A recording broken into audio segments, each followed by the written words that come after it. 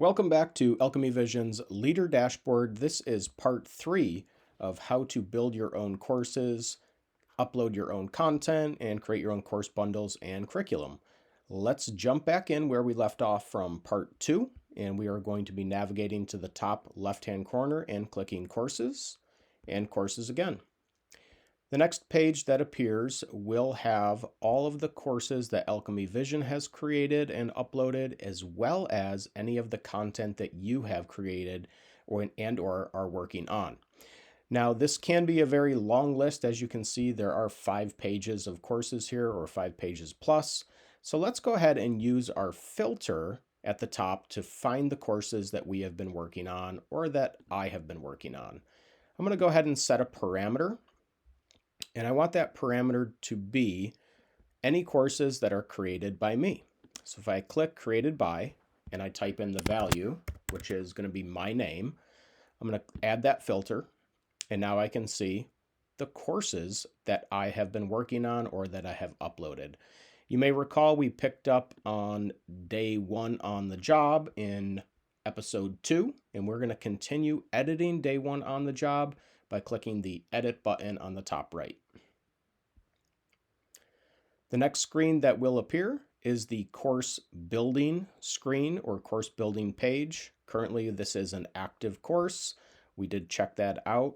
I'm going to scroll back down, and I want this section right here called Outline again. And this is where you can continue adding learning objects, such as PDFs, videos, and even make an assessment. Let's go ahead and add another object. Click Object and Next. Here we're going to call this test 2, just for a name. Again, this can be a file or a URL. I'm going to have mine be a file for now, and I'm going to choose my file and choose my file again. And I want to go ahead and find that PDF that I want to upload called iDoctor. I'm going to open that. Visibility is private. And again, I do have to select my department. So I'm going to click Select Department again, and My Practice shows up. Click Choose. And then I have the green button at the bottom that says Save. I have all my information filled out correctly. I can go ahead and save. And I'm going to give it a description, Test 2.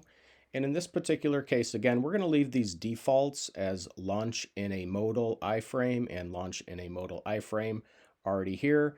I'll talk more about the launch in pop-up and launch in a new tab when we actually apply a URL or you want to take your user to a different source like YouTube or to a specific website.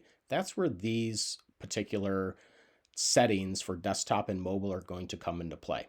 But for now, we have our PDF. We're going to stay in a modal iframe and go ahead and click Apply. And there we go. I now have 2 PDFs and I'm starting to build out my content. Let's go ahead and add another learning object. This particular case, we are going to add an assessment. Click Assessment and click Next. The assessment name appears at the top. We can go ahead and call this Assessment 1. I can give it a description if I want to. I'll call it Test 3. I do want this assessment to be weighted, and I want to set a grade to pass this assessment. If you're making 10 questions, maybe you want your pass rate to be 80%, allowing your users or your learners to miss 2 questions. Coming down at the bottom, I see now more drop downs with options. So these are going to be important to take a look at, and you're going to want to set these according to how you want your assessment to be displayed and the usability of the assessment. Do you want to have multiple attempts? Yes. If you leave the maximum number of attempts empty, basically they can keep taking the quiz until they pass, and you can even allow additional attempts after pass. So let's say they want to come back and retake it. They got an 80, they passed, but hey, you know what? They strive to be better. Allow them to come back, retake the quiz, even though they passed, and then the highest grade will be assessed based on the outcome of the last attempt. You can allow failure. And if failure happens, you have a choice. Do I want to do nothing? Do I want to allow retake after? or do I want to reset all lessons? This would be your personal preference, however you want to choose. For this particular case, I'm going to say do nothing. If I click allow retake after, you can go ahead and set your number of days in there. But for now, let's say do nothing. Randomized question order, I like that on so the questions look different each time they come back. I also want to randomize my answer order so it shuffles that around if they do come back and retake. You have the option to show answers. So do you want them to see the answer, or do you want them to go back into the content that you've uploaded and then relearn, or go browse back and look for that particular answer on their own? You can allow feedback as well. And you can choose whether or not you want your assessment timed. Single page layout, we can leave this off. And then if you want to turn the navigation on, you can turn this on and it will show the navigation bar. And you can also set whether or not you want to allow navigation between the questions. So if they don't know the answer to question 2, they can skip it and then come back to it later. So settings are going to be as you see fit, but this is the basics of how you can go ahead and turn on specific settings and turn off settings for your questions. Let's go to the next section called messages. The intro message will be what they will see before they start their quiz. Post message is what they see after they're done with their quiz. And the fail message, obviously, hey, they didn't fail or they didn't pass, try again, please. Whatever you want these messages to be, customizable for you. And then let's go down and now start building out our questions. The first part that's required is a name of this question set. It automatically defaults to question group 1. You can change this if you want, but I'm going to go ahead and leave it at question group 1. You also have a choice of asking all questions or ask a certain number of questions. This is not going to be applicable yet because I don't have any questions in there. So for now, let's go ahead and do ask all questions and then manage questions. Here we can see we have an option to add questions. I don't have any question banks saved, so I'm going to go ahead and click add question. And I have at the top a description of what this particular set of questions is going to be. I'm going to call it test 4 for now. And then I can choose what style of questions I want, either multiple choice with a single answer or multiple answer. I would stay away from text. It's a little bit harder to score and grade. The multiple choice does it automatically for you. Let's start with single answer. And this would be my question. And I'm going to say Q1. The correct answer is here. Add an optional answer. And I'm going to say this is no for my bad answer, no for my bad answer, and no for my bad answer. So again, the question that you're asking goes here where I put test 4. To guess better clarify, I'll say question here, and then these are your answers, A, B, C, D. To make it a little easier, let's just say that's yes. So I know when I go and test it, I can see my question. I know my correct answer is yes. All my incorrect answers are no. Correct reply can be anything you so choose. I'm going to say well done. Incorrect reply can be, again, anything you want. We'll say try again. In the event that you do have an attachment that you want to add to this question, you can upload it as a file or you can upload it as a URL. Keep in mind that when the user is looking at the question, the attachment is not necessarily in their face. So a little bit of a pro tip, if you have an attachment, come back up to your question and make sure you say see attachment so that the user is actually being prompted to go ahead and look for that attachment if you have one. I'm not going to add one in now, but I am going to go ahead and just save what I have so far. Save. So far, I have one question in. Now I can add another one. Add question. Question here, number 2.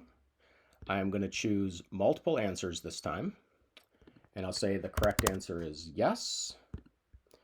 I have another answer that is going to be correct. So I have 2 correct answers at yes. And then I have incorrect. I'm going to add another one. and I'm going to say no on that one. So question 2, here's my question up at the top, whatever that question may be.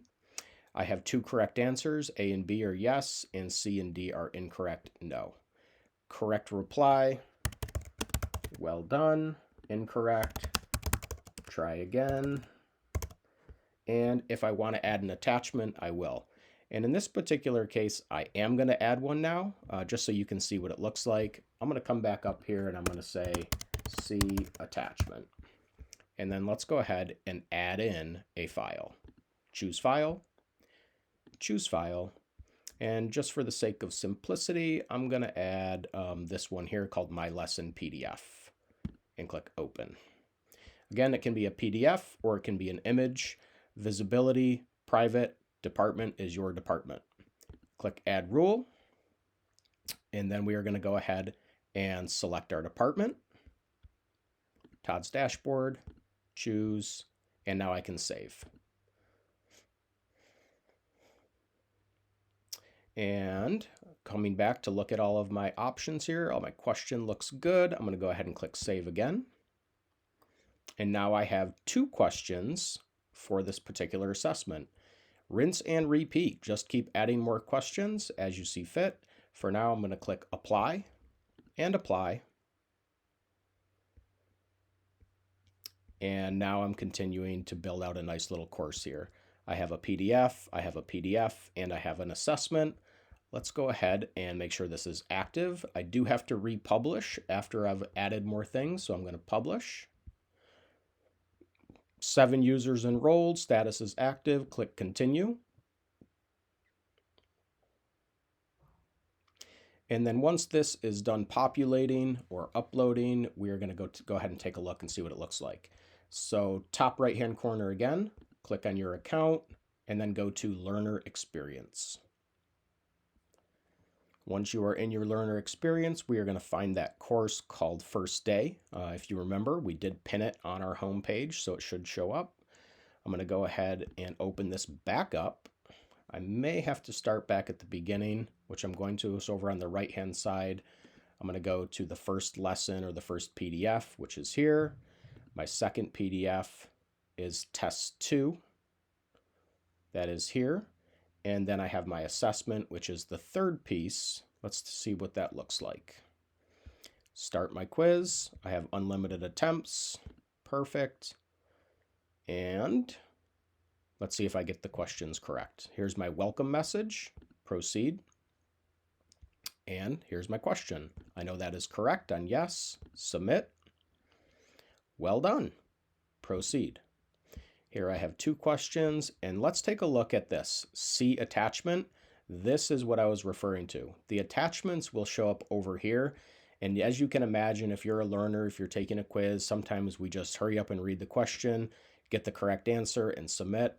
But if I do click Open Attachment, this will pop open in a new tab, and now I can see the attachment that goes with that question. I'm going to go ahead and submit my response.